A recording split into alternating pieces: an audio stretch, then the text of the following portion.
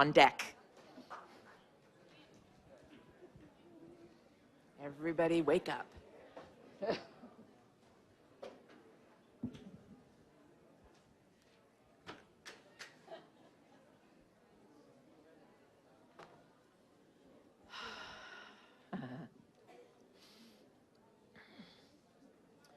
Okay, ladies and gentlemen, the winner for achievement in directing for The Revenant, Alejandro Inarritu. Oh, and I'm sorry, the winner for...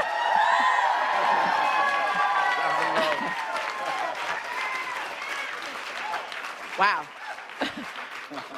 Okay, we're going to start with 65 in the back and then come down front to 279. Hi, Leo. Hi, Alejandro, here in the back. So I have two questions since you are there. First, to Alejandro, in our last interview, I asked you what would it mean to win twice in a row, and you say, we have to see. So what it means. And to Leo, if you remember, I gave you the Oscar, the chocolate Oscar. Yeah, yeah. Did you get a bite before that? Before the real one? I didn't. I'm sorry. No, that's it. That's it. I just wanted you to get the taste before you get it. Thank you. So Alejandro, what it really means to win twice in a row? Well, I couldn't be more happy. You know, every film is like a son. So you cannot like more one son than the other. I love this film as I love Birdman, and I think this experience and sharing this with Leo and with all the nominees, part of the crew that we are celebrating tonight. It's, you know, I think the award that I'm getting is on behalf of all of them, and they made possible. So I couldn't be more happy, especially because we are celebrating tonight, and that's fantastic, you know. And could we say that it's a little bit for Mexico and Argentina too, since you shoot the movie in Argentina? Sorry, what you said?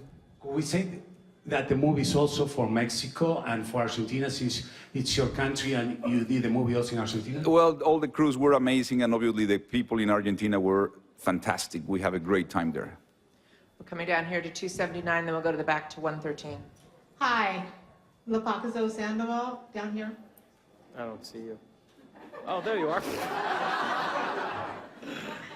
Lepacazo Margarita Sandoval. Lepacazo is a native name, so we have a native person here. What do you guys love about being storytellers? What? What do you love about being a storyteller? Go, Leo, first. Look, I grew up in East Los Angeles. I was very close to the Hollywood studio system, but I felt detached from it my whole life. And to have had parents that have allowed me to be a part of this industry, to take me on auditions every day after school, and to tell stories like this has been my dream ever since I was 4 years old. And this film, to me, was exemplary in the sense that I got to work with a director, and all the things we spoke about off camera during the making of this movie transferred their way on screen. This was true storytelling. We really got to have a collaborative experience together, and this was a journey that I'll never forget with Alejandro. It took up you know, such a large portion of our lives, but as a result, we have a great film to look back on for years to come. Yeah, for me, it's just basically, I think that life is so uncontrollable. I think we are all the time, you know, it's impermanent, everything. And I think the storytelling is a way for us to feel, in a way, can confront a huge amount of emotions and possibilities and feel, you know, beautiful and horrible emotions, but always in a way being in a comfortable zone, knowing that it's another story that can teach us a lot. So it's a way to control life, you know, to have an oxygen capsule of life without suffering for real, that can teach us for when the time comes for being in love or to have a problem, we can suddenly get what is that idea. So the storytelling is, I think, oxygen for life that protects us, you know, that's how I feel. We're going back to 113, then up here to 255. Hi there, I'm all the way in the back. First of all, congratulations, well deserved. Thank you. So I would like to know, where are you going to put that Oscar? Yeah, very easy question. And for you, that second Oscar? He's got to ask, where is he going to put his second Oscar? Yeah, exactly, right? Is it going to be next to the first? Yeah, I will be all day. No, it's incredible that two outsiders like Chivo and Alejandro that came from Mexico, came to our industry, were firm in their beliefs artistically, and here we have a two-time winner at the Academy Awards, and with Chivo, a three-time winner. I'm so proud to be working with these guys. These guys represent everything about what this industry is and what it should be. I just want to congratulate you guys. It's awesome. Thank you, Phil. Thank you, Louis. Thank you.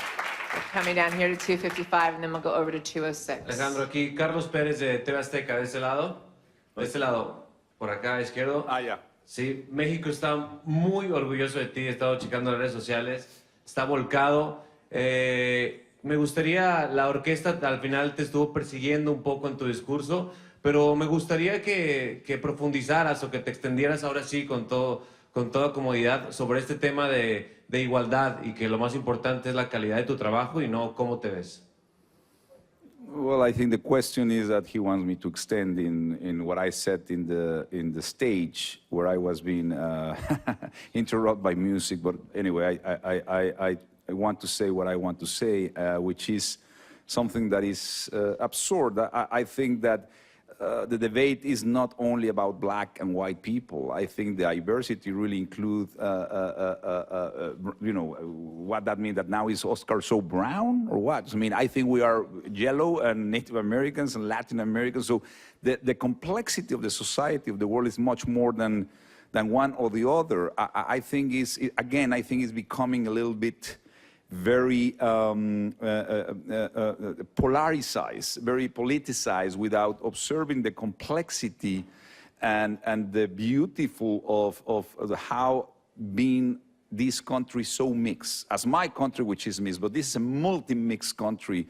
That is the real power of it. So anyway, what I super impressed about is that still we are dragging this tribal thinking with this, the lack of, I think one of the problems that we are suffering is there is no moderate platforms to talk about something deeply, very important, that in a way it's deciding the destinies of people around the world, not only here, by the color of their skin, you know, so that we are still dragging those prejudice and tribal thinking at this time.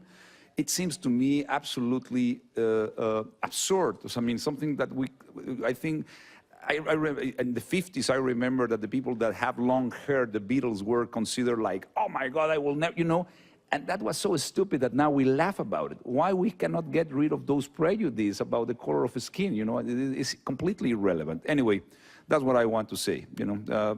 We didn't have a lot of time, but I say it. We're going to 206 and then 22. Congratulations to both of you, Leo especially. It's finally happened. I'm here. Hey, how are you? Everyone was cheering in the room here when you won. How was the atmosphere in the room at the ceremony? How does it feel now that it's a reality? And what would you remember as the biggest challenge of this film? I felt very honored, quite frankly.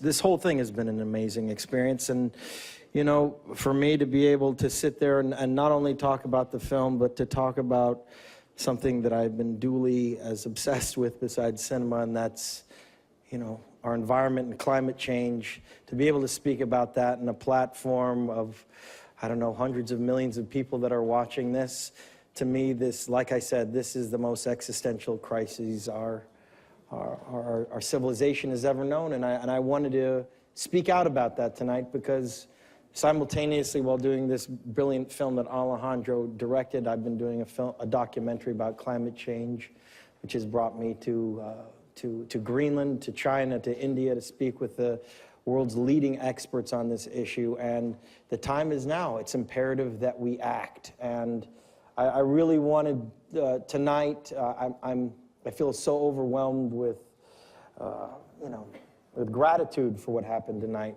But I feel there is a ticking clock out there. There is a sense of urgency that we all must do something proactive about this issue. And certainly with this upcoming election, the truth is this: if you do not believe in climate change, you do not believe in modern science or empirical truths, and you will be on the wrong side of history. and we need to all join together and vote for leaders who care about the future of this civilization and the world as we know it. We're going to 22 and then 72. Hi guys, over here. Hi, David on the Comcast Xfinity. Leo, congratulations. It's been such a long time coming, and it seems like the whole world is rooting for you. The internet, fans, press. There was a whitehouse.gov petition to get you an Oscar at one point. Are you conscious of how many people are supporting you? How does it feel that people care so much that you get this Oscar? And for Alejandro, how does it feel to be the director who finally did this for Leo? It all feels incredibly surreal, and you know, it's surreal because you can't reach out and physically meet everybody. You hear it on the internet, you hear it from other people, and you know, the truth is, it's you know, we always strive, you know, for the best in what we do, but this year in particular, I've been overwhelmed with you know, such support, really, truly, by so many fans and so many people in the industry. It's quite shocking, actually, and what can you say, except I'm very grateful, I really am. And I want to say that it's funny because the conception of how a film is being made, I think, is wrong. This is an interbeing collaboration. You know, everything is connected. So when Chivo won, we all won. Also because what Chivo photographed was the wardrobe, was the makeup, was the performance of Leo, was the ideas of the, you know. When I won, everybody won. So I mean, all the actors, everything. When Leo, so I didn't give nothing to Leo. Leo won by himself. I Leo. But we are absolutely interdependent. We depend on the other. So every award of every film, honestly, it's funny enough as everything in life is interconnected and it reflects the effort of hundreds of people. So that's what is amazing about today, that the awards that we won, it's celebrated by all the team, no matter if somebody won or not. And truly, that's very true. When you work for months with a team like that, you know that we were basically part of the success of any territory. We were all involved in anything, you know. We're going to 72, and I just Hi, want to say, hold on a sec. Unfortunately, we do have to wrap it after this question. Leo, hi. At the back. I am a first Egyptian journalist covering the Oscar from here. And bet about a first Oscar for you. I'm sorry, what was your question? But what about the first Oscar for you? What about it? For your Oscar. Yeah, it feels amazing. It's a first. What about that? Yeah, it is the first. Look, like I said, I'm just incredibly grateful. Thank you. Thank you, gentlemen. Congratulations. Thank you.